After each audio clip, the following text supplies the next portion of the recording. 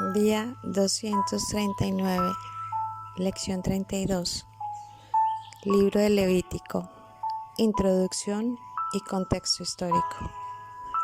Una breve introducción a nuestra lección del día de hoy. ¿Quién escribe el libro? Moisés. ¿Cuándo fue escrito? Aproximadamente entre los años 1446 a 1240 a.C. ¿Dónde fue escrito? En el desierto, más exactamente en el monte Sinaí. Levítico y levita derivan de Leví, el nombre de uno de los 12 hijos de Jacob. La tribu que descendió de Leví fue la tribu sacerdotal, a la cual se le encargó llevar a cabo los ritos y las ceremonias de los sacrificios y la enseñanza de la ley de Moisés.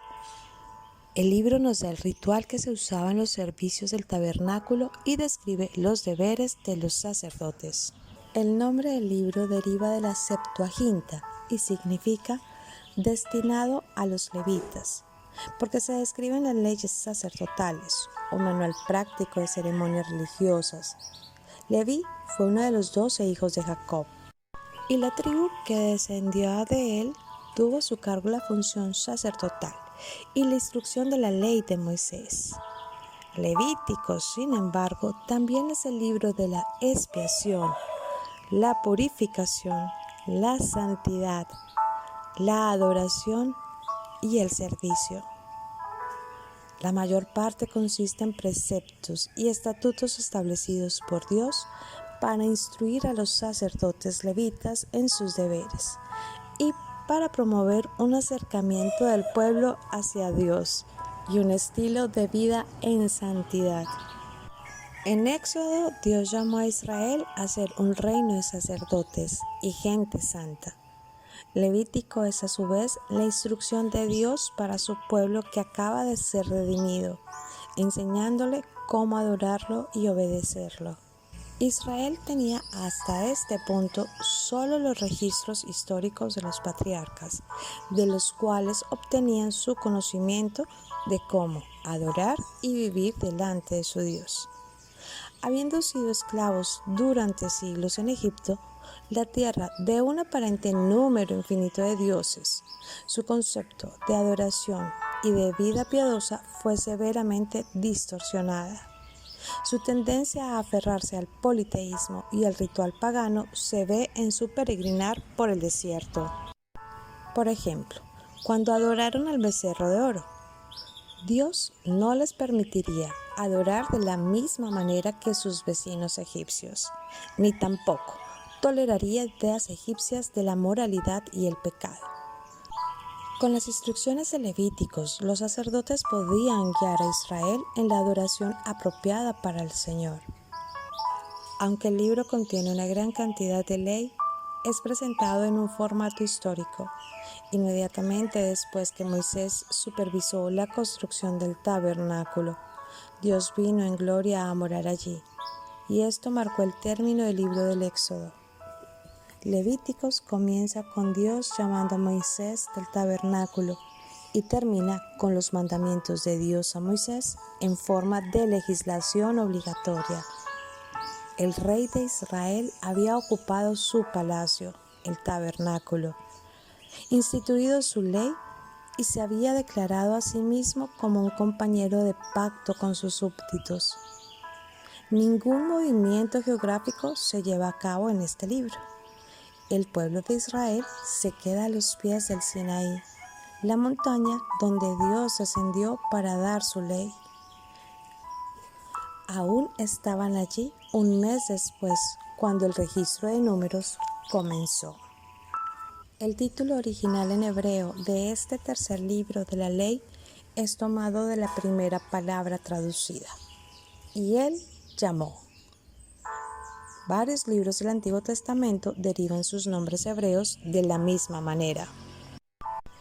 Por ejemplo, Génesis, en el principio; Éxodo, ahora estos son los nombres. El título Levíticos viene de la versión de la Vulgata latina del Antiguo Testamento griego, Leutikon, que quiere decir asuntos de los levitas. Mientras que el libro trata asuntos de las responsabilidades de los levitas, es mucho más significativo que todos los sacerdotes son instruidos en cómo deben asistir al pueblo en la adoración, y el pueblo es informado de cómo vivir una vida santa. Los escritos del Nuevo Testamento citan el libro de Levíticos más de 15 veces. Un escritor comentó: en Éxodo vemos cómo Dios saca a su pueblo de Egipto. En Levítico vemos cómo Dios saca a Egipto de su pueblo. Debido a su prolongada estancia allí, Israel fue afectado por la cultura egipcia. Para contrarrestar esa influencia, Dios le dio a Moisés el libro de Levítico, para proporcionar las normas para cada etapa de la vida de Israel. Mientras que en el Éxodo la ley moral había sido dada desde la majestuosidad del monte Sinaí, la ley ceremonial en el Levítico fue proclamada desde el tabernáculo. El modelo divino del libro del Levítico no está limitado a la vida religiosa de Israel. Todos los aspectos de la vida de los israelitas estarían dirigidos por Dios. Levítico constantemente enfatiza la santidad de Dios y la necesidad del hombre de responder con santidad en cada aspecto de su vida diaria. En los sacrificios y ofrendas, Dios le daba a los israelitas la oportunidad de expresar varios aspectos de la adoración.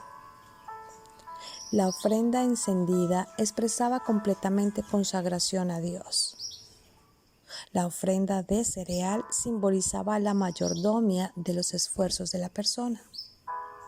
La ofrenda de paz proyectaba la comunión entre Dios y el hombre, y entre el pueblo y los sacerdotes. La ofrenda por el pecado acentuaba el derramamiento de sangre. Sobre todo, mostraba el sacrificio de una vida inocente en sustitución por el adorador. Y la ofrenda por la culpa mostraba que era necesario hacer restitución cuando alguien ofendiera a Dios o a otra persona. En las leyes sobre lo limpio y lo inmundo, Dios les hacía ver a Israel que sus vidas habrían de estar reguladas por normas absolutas. Los días de Santa Convocación eran memoriales históricos que a la vez demostraban verdades acerca de Dios. El día de reposo era un recordatorio para ellos de que Dios es el Creador. La Pascua de que Dios es el Redentor. Las fiestas de Pentecostés y la de los tabernáculos tenían significado agrícola y mostraban a Dios como el proveedor. El día de la expiación representaba a Dios como santo y requiriendo santidad de parte de su pueblo. También lo mostraba como lleno de gracia, dándole oportunidad al hombre para reconciliarse con él. El libro de Levítico enfatiza que los israelitas redimidos deberían ser santos. Con frecuencia Dios les dice: sed santos porque yo soy santo. Este libro puede considerarse como el manual de la santidad de Dios, donde se describe la conducta de un corazón a tono con Él. Para el cristiano, la santidad personal es producida por el Espíritu Santo, pero debe ser mostrada exteriormente.